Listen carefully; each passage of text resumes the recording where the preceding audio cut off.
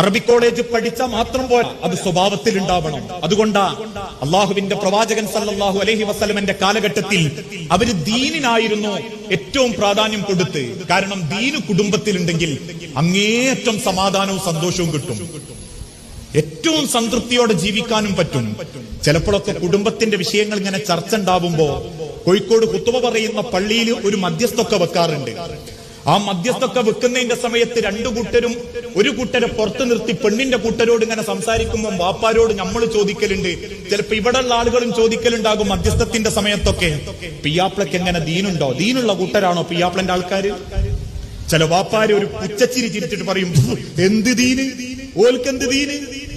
ഇതൊക്കെ കല്യാണത്തിന്റെ മുൻപ് ആലോചിച്ചൂടായിരുന്നോ? അന്ന് തറവാടാ മുഖ്യം, അത് വേണ്ടാന്ന് ഇസ്ലാം പറഞ്ഞിട്ടില്ല. പക്ഷെ അതിന്റെ മേലെ ദീനുണ്ടെങ്കിൽ തറവാടിന്റെ പോരിശ അത് സ്വഭാവത്തിലും പെരുമാറ്റത്തിലും കാണിക്കൂല. പണം അത് വേണ്ടാന്ന് ഇസ്ലാം പറഞ്ഞിട്ടില്ല. ദീനുള്ളവന് പണം ഉണ്ടെങ്കിലും ഇല്ലെങ്കിലും ബന്ധങ്ങൾക്ക് വില ഉണ്ടാകും.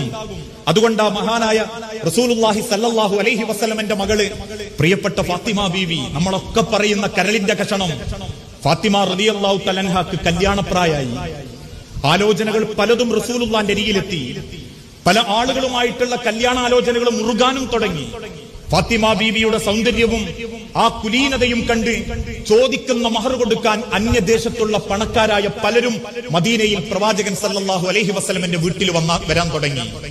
ആ വിവരമറിഞ്ഞ അലി റളിയല്ലാഹു അൻഹു മദീനത്തെ പള്ളിയിലിരുന്ന് കണ്ണു നിറയാൻ തുടങ്ങി.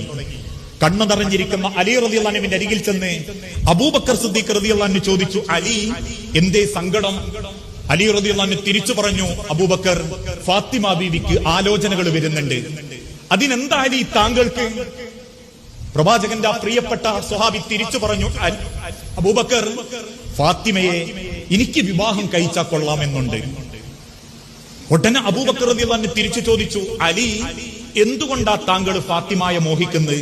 ഫാത്തിമ ബീവിന്റെ സൗന്ദര്യാണോ, അല്ലെങ്കിൽ ഫാത്തിമ ബീവിന്റെ വാപ്പ നബിയാണ് എന്നത് പ്രവാചകനെ തൊട്ടുള്ള പോരിശയാണോ?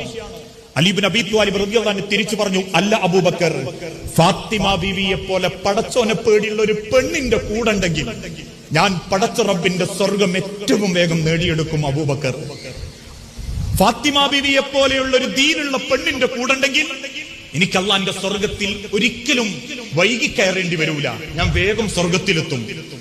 സിദ്ദീഖുൽ അക്ബർ റളിയല്ലാഹു അൻഹു പുഞ്ചിരിയോടെ പറഞ്ഞു, അലി, അതാണ് താങ്കളുടെ ഉദ്ദേശമെങ്കിൽ താങ്കൾ റസൂലുള്ളാഹിനോട് നേരിട്ട് ചോദിച്ചോ. പക്ഷെ അലി ഇബ്നു അബീ ത്വാലിബിന് ചോദിക്കാൻ ഒരു മടി. കാരണം അള്ളാഹുവിന്റെ പ്രവാചകൻ സല്ലല്ലാഹു അലൈഹി വസല്ലമയ അലി റളിയല്ലാഹു അൻഹുവിനെ സംരക്ഷിക്കുന്നത്. അബൂ ത്വാലിബ് മരണപ്പെട്ടതിന് ശേഷം